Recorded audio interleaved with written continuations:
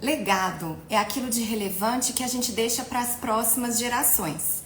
E muitas pessoas acreditam que filhos são o principal legado que nós podemos construir. Afinal, eles são a perpetuação dos genes da nossa família. Mas vem cá, se uma pessoa deixa herança, ou seja, bens materiais, é super comum que esses filhos tenham algum desentendimento no momento da partilha. Alguns vão achar que merecem mais, outros vão achar que estão sendo injustiçados. Você já ouviu alguma história assim? E tem também a situação de uma empresa. Se essa empresa é familiar, os fundadores às vezes vão esperar que os filhos assumam o negócio. Mas e se nenhum desses filhos quiser ser empresário? Ou às vezes nem é o empresário mais apto para tocar esse negócio? Por isso que eu te convido a me acompanhar agora nessa conversa que tem o tema Legado, filhos, herdeiros ou sucessores. A minha convidada já chegou, ela foi encontrada por mim lá no LinkedIn, na rede vizinha, porque ela é uma profissional, gente, top voice do LinkedIn. E isso é muito importante.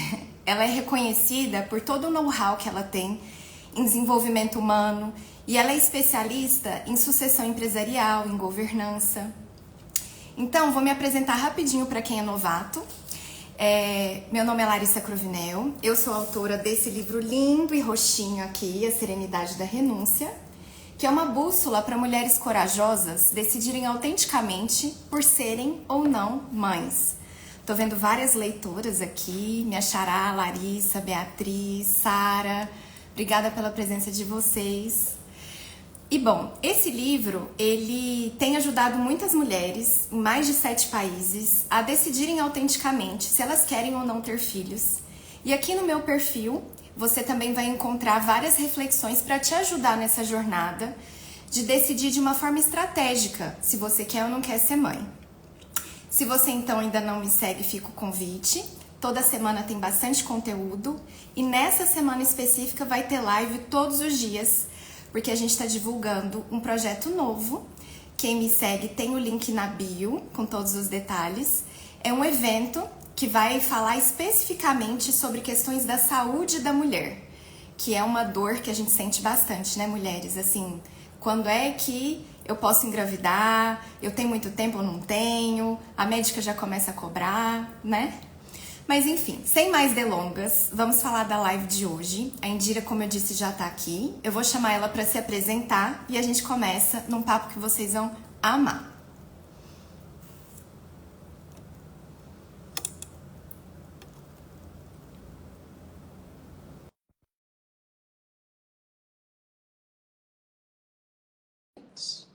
Lá de BH.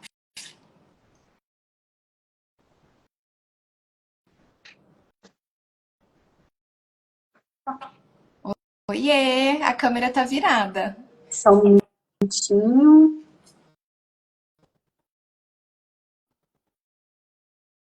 Carla, bem-vinda. Anne, Sam, Eliane, J. Consolini, como que você chama? Fabrício, todos muito bem-vindos. Ai, que legal! Começou a leitura do livro hoje. Tomara que você goste. Gente, a Indira é maravilhosa. Quem aqui tem LinkedIn? Já manda pra gente enquanto ela tá se conectando. Eu amo aquela plataforma, porque a gente consegue filtrar por interesses, né? Eu buscava uma pessoa que tinha esse know-how em desenvolvimento humano, em sucessão, e eu encontrei ela, fiquei muito feliz. Todo mundo aqui já usa?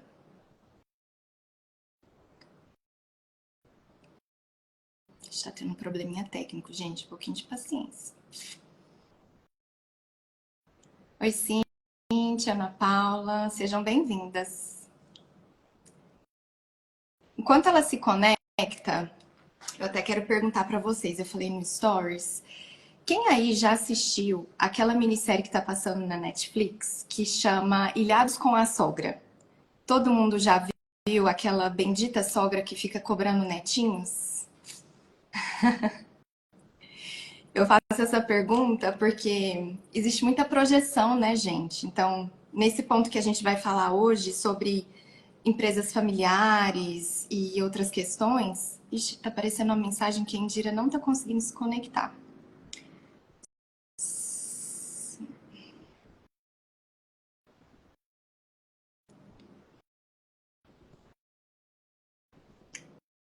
Oh. Gente, fiquem aí, vai dar certo. Acho que foi algum errinho técnico que a câmera conectou errado para ela.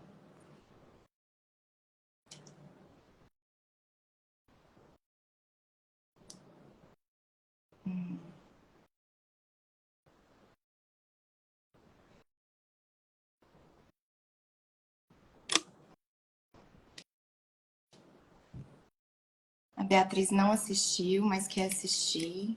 Gente, eu recomendo assistir com um olhar bem assim, amoroso.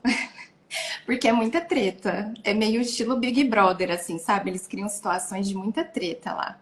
Ó, eu tô conversando com a Indira aqui no outro aparelho, no WhatsApp. Me esperem rapidinho, tá? Eu vou ajudar ela a entrar. Tá dando um errinho técnico.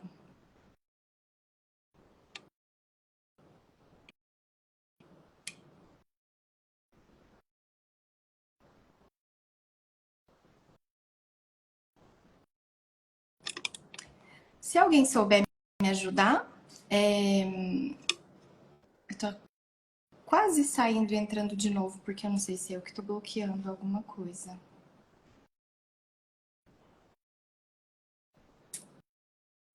Indira, você entrou, mas a câmera tá invertida. Vamos fazer assim, pessoal. A gente desloga.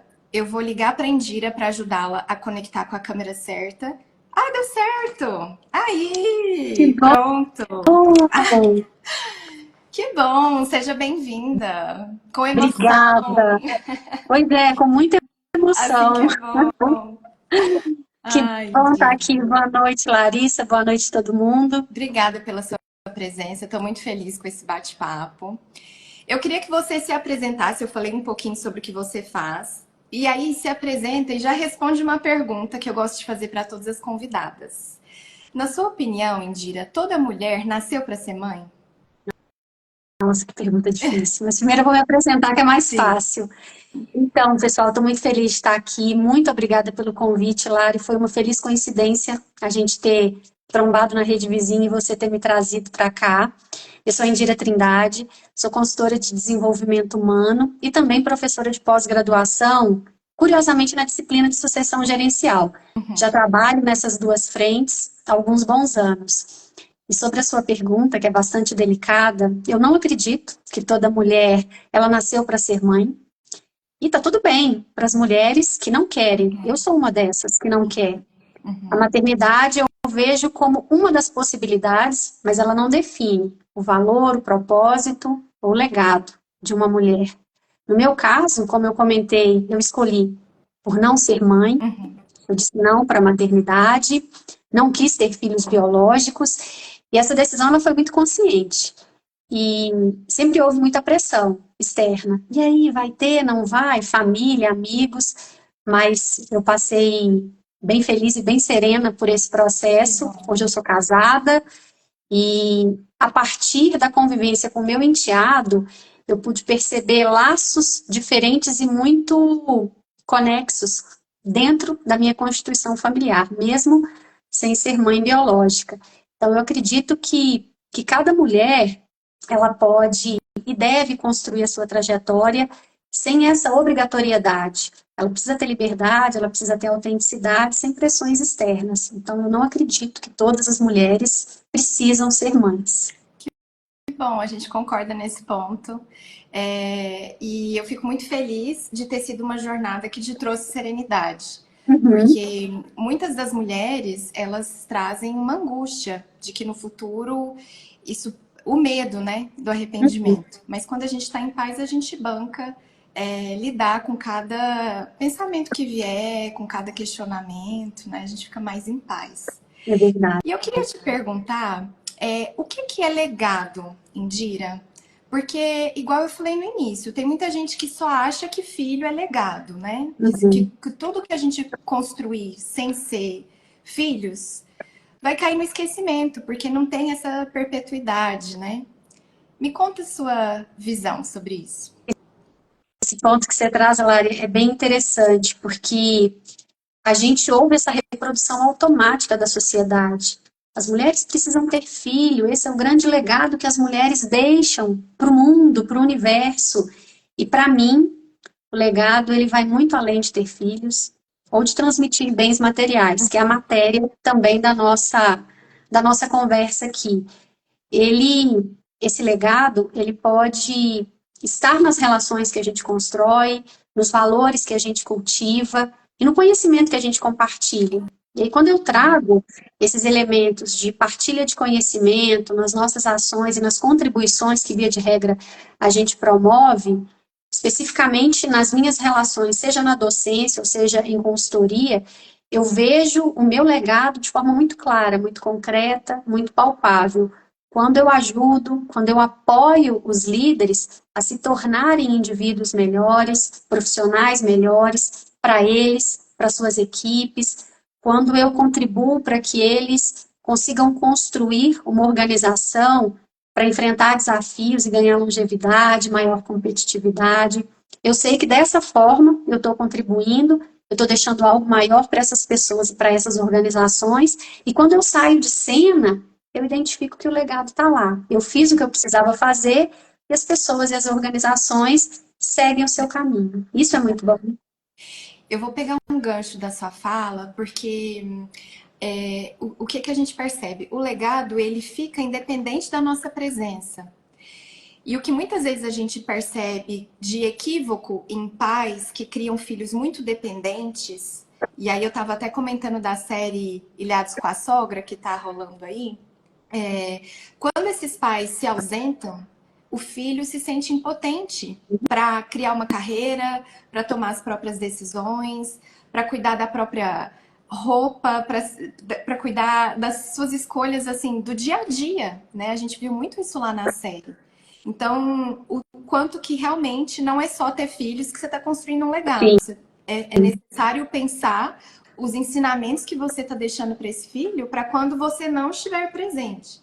Para esse filho, para esse enteado, para esse cliente, para esse aluno, né? Então é aquela ideia da autonomia, né? Da pessoa poder seguir.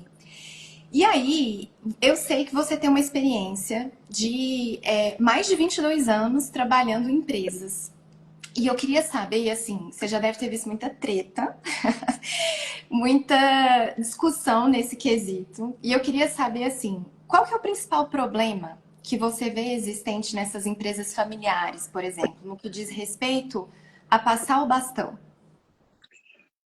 Quando eu entro para a sala de aula, a grande dor dos alunos é o tempo de resposta dessas organizações familiares na tomada de decisão. E fora da sala de aula, quando eu entro para uma prática mais consultiva com os executivos nas organizações, eu sinto que esse time ele é descompassado quando a gente observa organizações que não são familiares. Eu vejo também como um ponto dificultador, um dos grandes entraves, e é muito recorrente nas organizações, os papéis eles se confundem muito. A afetividade, as emoções, elas ficam tão à flor da pele que, por vezes, o executivo, ele desconsidera que ali ele tem um papel funcional, profissional, e acaba se apropriando do papel enquanto pai, ou tio, ou avô, ou irmão. Então, isso se funde muito, isso mistura muito, e é muito difícil de, às vezes, se separar. E é muito recorrente nas organizações.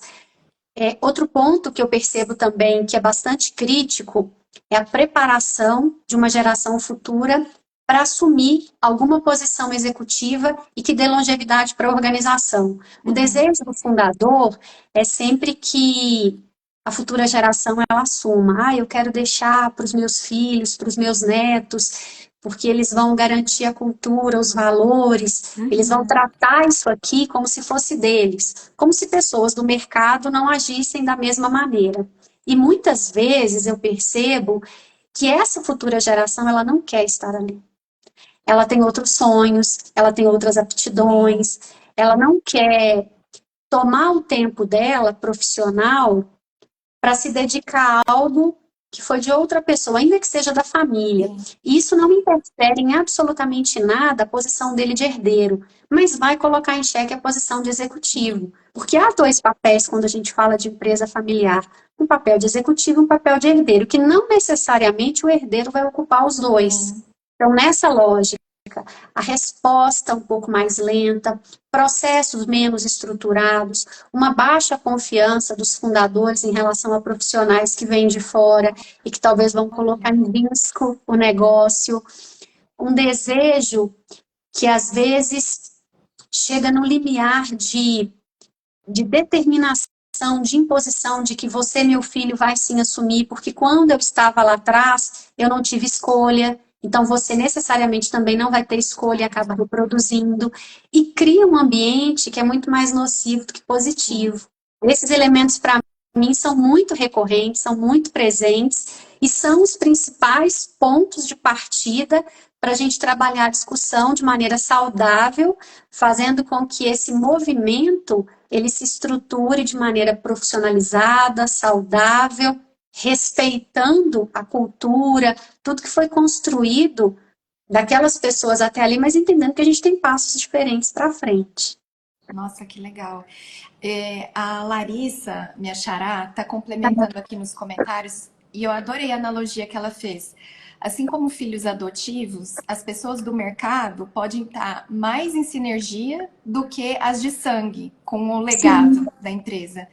E a família é um laço, não um contrato eterno. Olha que legal o comentário dela. e isso que a Larissa comentou é muito verdade, porque eu já acompanhei vários executivos de mercado entrando para assumirem posições de grande responsabilidade dentro da organização, fazendo aquela organização prosperar muito, porque tem uma conexão muito forte, tem um respeito muito grande, mas precisa haver também da outra parte uma abertura para que esse indivíduo chegue, mostre o seu trabalho e ele consiga se conectar de fato com a visão, com o propósito da organização. Então, é muito possível. Não quer dizer, Larissa, que as gerações futuras elas não possam ser preparadas. Eu também tenho casos exitosos de empresas familiares que já está na segunda, terceira geração, Legal. mas existe um respeito entre quem está passando o bastão para quem está assumindo. Não é algo impositivo, não é algo top-down. Eles entendem as particularidades daquele indivíduo, eles promovem desenvolvimento assessorado, acompanhado, seja de ordem técnica, não técnica, porque hoje o mercado ele é muito competitivo e minimamente a gente precisa garantir esses elementos para que a pessoa se coloque bem na posição em que ela está e consiga contribuir de maneira adequada para o contexto em que ela foi inserida. Então, esses elementos são importantes de ficar atento aos gaps, às fortalezas daquela pessoa e ter um assessoramento continuado para que esse movimento de autodesenvolvimento aconteça de forma contínua e aquelas pessoas também mobilizem outras a seguirem ela como exemplo. Sim. Eu fico pensando o quanto que isso poderia dar gancho assim até para uma outra conversa, porque a gente traz aqui no perfil reflexões sobre envelhecimento Uhum. e o quanto que as pessoas têm a dificuldade quando chega o momento de talvez cuidar dos pais ou conversar com esses pais sobre algumas responsabilidades que eles não conseguem mais assumir e confiar que os filhos de repente vão gerenciar algumas despesas, né? Então, assim, é como se fosse também uma sucessão e um cuidado daquela família que não consegue mais, de repente, rodar totalmente sozinha. Então, filhos que cuidam dos pais também tem esse desafio dos pais permitirem ser cuidados, permitirem receber algumas orientações. É, então, assim, sempre eu vejo também essa correlação, E os né, da papéis passagem de geração. sim, e eles se alternam, porque num dado momento, eles foram protagonistas, o conhecimento, toda a tomada de decisão foi adequada para aquele momento. E a gente vivencia mudanças muito aceleradas. E Sim, essa turma que chega agora, ela está muito antenada a esse contexto de mercado, ao que acontece de diferente, as inovações, sejam elas técnicas ou não, Não estou dizendo que os fundadores não estejam, mas às vezes há um certo Sim. choque, porque eles querem colocar algo diferente e o fundador de repente, nossa, mas na minha época não era assim, a gente precisa ir de forma mais conservadora. Mas é entender que os papéis são diferentes e que tudo que está sendo apontado ali faz algum sentido naquele momento. Sim. Às vezes também a gente vê um certo atrito entre as gerações quando há um arrojo maior. Eu quero fazer dessa forma, não faça desse jeito porque não dá certo, às vezes uma baixa confiança, mas precisa dar um espaço. E o que você está dizendo faz total sentido. Legal. Legal. Me conta aqui, quando acontece dos sucessores não serem necessariamente os herdeiros, Uhum. como que é uma maneira assim que você gosta de conduzir, ou que você aconselha, até para quem está nos ouvindo, trazer para si no seu dia a dia, de lidar com situações delicadas, seja elas quais forem, assim. O que você diria pra gente? Eu, eu digo que os papéis eles precisam ser muito claros e precisam estar ao alcance de todos os envolvidos. Quando a gente não tem definição, clareza de papéis, fica tudo muito nebuloso. E aí todo mundo faz de tudo e acaba ninguém não fazendo nada. Então, nessa perspectiva de ter clareza de papéis, é importante separar o que é gestão do que é propriedade. Como eu te disse, o herdeiro, ele não vai deixar de ser proprietário, mas ele não necessariamente vai atuar de forma direta na gestão, na ponta, numa cadeira executiva.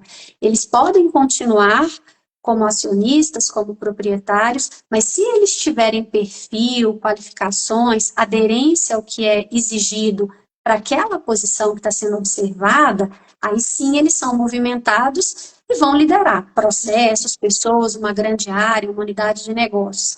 Mas se eles não tiverem essa aptidão, não quiserem se desenvolver, ou a praia deles for totalmente outra, e Aham. isso acontece, eu quero escrever livro de poesia. Eu já tive casos de, numa roda de conversa, o filho falar para o pai, você me quer aqui, mas eu não quero ficar aqui. Você sabe o que eu quero fazer? Eu quero estudar literatura, e eu quero escrever poesia, e quero viver disso. Um outro estava terminando a medicina e falou, olha, eu não quero deixar de ser médico, eu quero continuar e, e não conte comigo aqui. Então, isso dói muito, porque mexe com o emocional Sem de dúvida. quem fundou. Afinal de contas, aquilo ali é a vida daquela pessoa, muito diferente de um contexto que não é familiar. Então, a gente Uhum. tem essa clareza de papéis, essa definição muito bem estruturada e ao alcance dos envolvidos é um primeiro passo para a gente não ter conflito, não ter ruído nas conversas, entender que o herdeiro não vai deixar de ser herdeiro, mas ele não necessariamente vai ser um executivo, e que o importante nesse contexto é que as famílias entendam que a empresa ela precisa ser administrada, mas não necessariamente por parentes, por herdeiros, mas sim por pessoas qualificadas, que tenham aptidão e que vão fazer aquele negócio prosperar, ter longevidade, ter competitividade, e aí sim deixar o legado, deixar os valores naquele segmento, para aquele ambiente, e vindo alguém de mercado, que essa pessoa minimamente respeite os valores, a cultura, e que faça isso ser mantido. É claro que quando a gente fala de valores, de cultura, a gente não está dizendo que isso não possa ser refinado. De tempos em tempos, há uma revisão em relação a isso. Mas é muito importante que esse movimento, ele aconteça e que esses fundadores, esses donos de empresa familiar, eles estejam abertos, entendam que hoje isso é muito possível. A gente tem organizações que não são geridas por herdeiros e Uhum. que estão super bem no mercado. Bacana. E deixa eu te perguntar, quando entra um terceiro, no sentido assim, um genro, uma nora, ou um sobrinho, que não é ali um filho, você percebe que os conflitos são também iguais nesse sentido? Ou às vezes acontece até uma.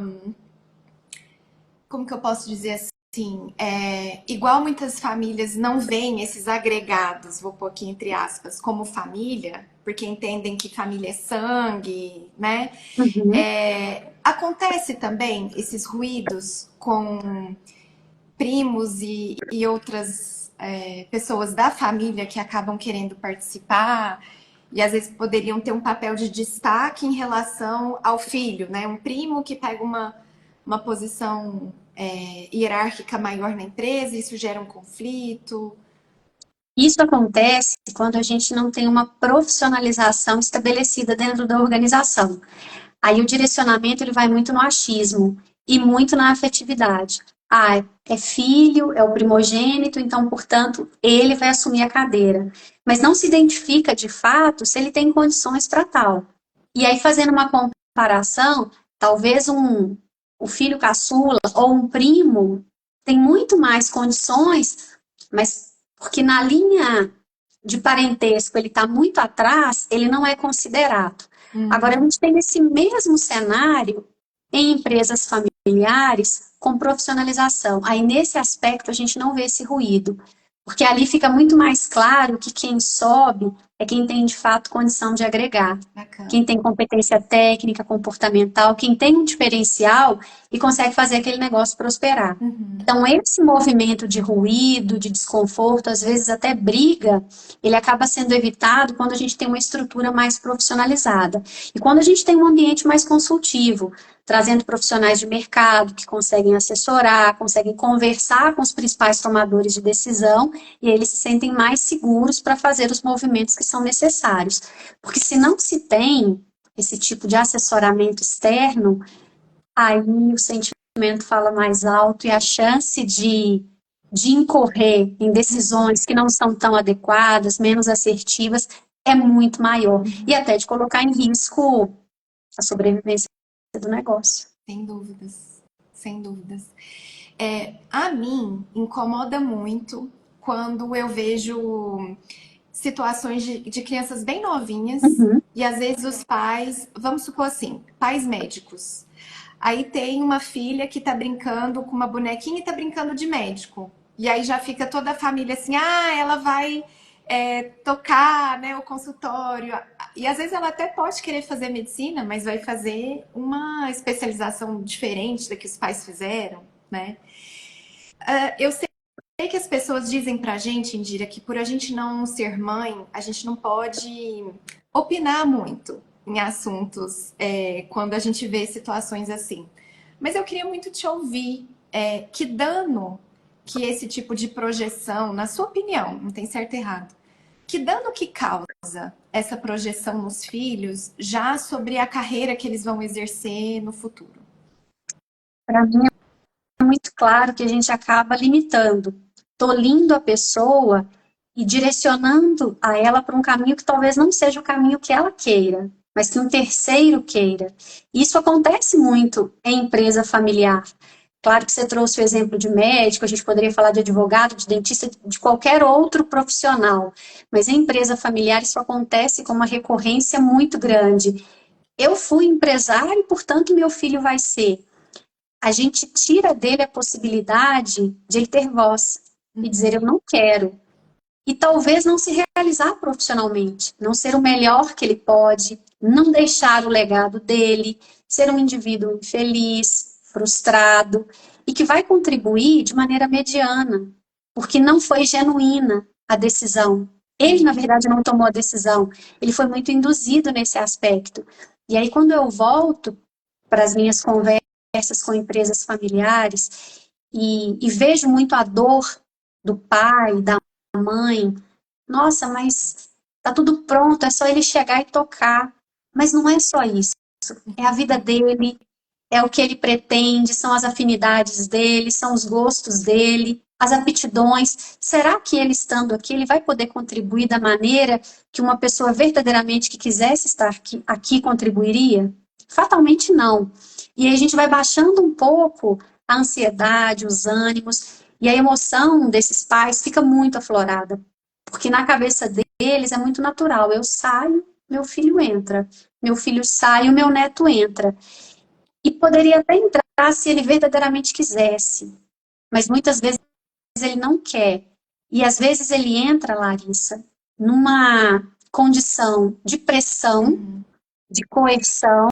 Ele não tem preparo técnico, não tem preparo comportamental, tampouco emocional. E ele coloca de fato em risco todo o negócio, tudo que foi construído até ali. E não é com uma conversa que a gente consegue resolver, nem com 10, nem com 15. São muitas rodadas, porque às vezes a gente acha que está caminhando um pouquinho para ascender no processo de tranquilidade, serenidade daqueles pais, e aí eles voltam numa conversa seguinte com a mesma dor, com o mesmo desconforto. Mas para nós é muito simples. Não, não é simples. Para vocês é, mas para eles não é. Então, esse respeito à opinião, ao desejo do outro, é um ponto crucial e que requer da gente, numa condição consultiva, muito cuidado, muito respeito, entender que ali não são só os pais que estão falando, é a vida deles que está sendo colocada ali, Sim. porque eles tratam a organização como parte deles, eles falam dessa forma, mas isso aqui é a minha vida, Indira. Eu não posso colocar qualquer pessoa trabalhando aqui. Então, é muito doído fazer essa ruptura, essa sensibilização. Alguns a gente nem consegue, mas outros a gente consegue. Eles percebem que essa passagem ela pode ser leve e pode ser muito mais favorável para os envolvidos, e quem chega não necessariamente vai ser o herdeiro, alguém direto, mas vai dar continuidade àquilo ali, que é o mais importante. Legal. Você foi falando, me veio em mente a cena. Eu assisti recentemente a série do Ayrton Senna. Eu também Assistiu? assisti. E aí tem aquela cena que ele volta, né? Pra fábrica, pra. Eu não me recordo em detalhes assim qual era o ramo de atividade da indústria que a família tinha, mas ele lá todo frustrado, querendo voltar para ser piloto. E imagina, né? Se não tivesse seguido o próprio sonho, se não tivesse tido o apoio familiar, né? Seria um executivo fatalmente frustrado, Uhum. não estaria fazendo o que ele gosta, não se doaria ao máximo, assim como ele fez nos treinos e buscando se desenvolver, rompendo todos os desafios. A gente percebe a apatia, para quem assistiu, né, que está aqui com a gente, a apatia dele quando ele chega naquele escritório que é uma oficina Aham. e, e não se sente bem, se sente perdido ali. E quando ele vai para a pista, quando ele vai conversar com os mecânicos, você vê brilho no olho dele, a energia, o entusiasmo. Sim. Isso é muito importante que os pais percebam. Eu estou dando espaço para o meu filho crescer, se desenvolver, ser o melhor que ele pode, no que de fato tem conexão com ele, Sim. ou eu estou sendo egoísta e quero trazê-lo para cá e o resto não me importa. Precisa pensar Uhum. muito nisso. Olha, tem vários aprendizados que eu acho que a gente tira dessa conversa. A gente já está caminhando para o final, mas eu acho que a gente poderia consolidar muito assim o entendimento de que legado não é só genético, a importância dessa construção. Eu digo que legado é igual perfume, sabe, Indira? Quando a gente sai, o cheiro que fica ali, Aham. né? Não pode ser fedido, tem que ser um perfume, né? Sim. Então a gente fica com essa visão e o convite para as pessoas que estão aqui conosco, ainda em dúvida por ter ou não filhos, para que um dos pontos principais para ajudar nessa reflexão é de que filho é uma pessoa independente, autônoma, que não deve ser trazida para o mundo para satisfazer os seus sonhos, para dar sequência em algo que é muito bonito que você construiu, mas que faz parte da sua vida, né? Então a importância de ter essa clareza antes de tomar a decisão de ter ou não ter filhos. E tem algo que você queira falar para o encerramento, deixar seus contatos também, fica à vontade. Eu quero só complementar esse apontamento que você fez, Lari. O meu conselho é que esses pais, esses empresários que realmente queiram ter filhos, não tenham pensando que eles serão os reprodutores do posicionamento dele dentro da organização, serão potenciais sucessores, tenham, mas não coloquem eles 100% conectado ao negócio. Tenham as suas empresas de forma autônoma. E se eles quiserem, ótimo, vamos trabalhar o desenvolvimento deles, a ambientação deles. Como você bem disse, ter filho é uma decisão séria, que precisa ser muito bem pensada, a gente precisa estar com o coração e a mente bem serenos, requer tempo, energia, muita dedicação e pensar de forma fria que eu vou ter um filho porque eu tenho garantia de que ele vai ser meu sucessor, é um fracasso. E é um desconforto muito grande, é uma frustração muito grande, porque isso talvez não aconteça, não se consuma, não Uhum. se consuma.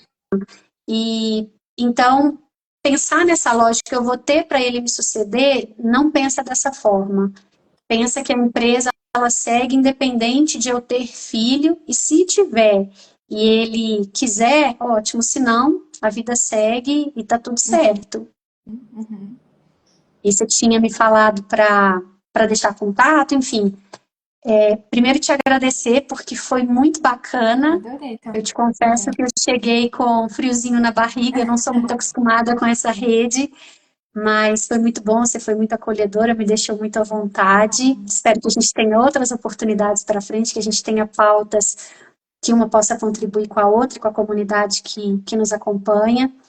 Dizer que eu não sou muito ativa aqui, mas eu pretendo ficar mais presente, no LinkedIn um pouco mais, então Não, no me sigam LinkedIn lá. você tem milhares de seguidores, é bem Lá eu ativa. tenho, lá eu tenho um pouco mais de presença Sim. e, e lá eu compartilho reflexões sobre carreira, sobre liderança, propósito, cultura. São temas bem interessantes e a gente consegue ter trocas bem importantes aí. Tenho também uma newsletter que traz temas interessantes mensalmente. Se quiserem também assinem lá, chama Desenvolva Sua Melhor Versão. E é isso, muito obrigada. Maravilhosa, eu que agradeço, querida. E deixo aqui meu muito obrigada a quem ficou conosco até agora. Se vocês se interessarem em mais conversas como essa, que deixam a gente pensando ali depois, né? Amanhã eu terei uma outra live no mesmo horário, 19 horas. E eu vou falar sobre o tema sonho de ser avó e os seus impactos para noras e filhas. A gente vai dar sequência nessa reflexão sobre projeções. E quem vai estar com a gente amanhã é a Thaís Kundari, que eu também fisguei lá do LinkedIn. Eu estou buscando executivas para trazer conteúdo para cá. E a Thaís, ela já dando um spoiler, né? A mãe dela faleceu antes de conhecer a neta e a filha dela não sabe se vai ter filhos. Então ela tá naquele impasse ali e tem várias outras coisas da história dela muito emocionantes que ela vai compartilhar com a gente amanhã em primeira mão. Porque no LinkedIn, Super pessoal, fit. todo mundo é muito reservado, o foco é muito em conteúdo profissional. Mas aqui a gente vem para abrir o coração. Fiquem à vontade para voltar amanhã. E para quem não me segue, o convite para acompanhar meus conteúdos para te ajudar na jornada de decidir com muita responsabilidade e autenticidade sobre ser ou não mãe. Um grande beijo, boa noite, bom descanso a todos. Obrigada, viu, Indira? Obrigada, foi um prazer. Até breve. Até.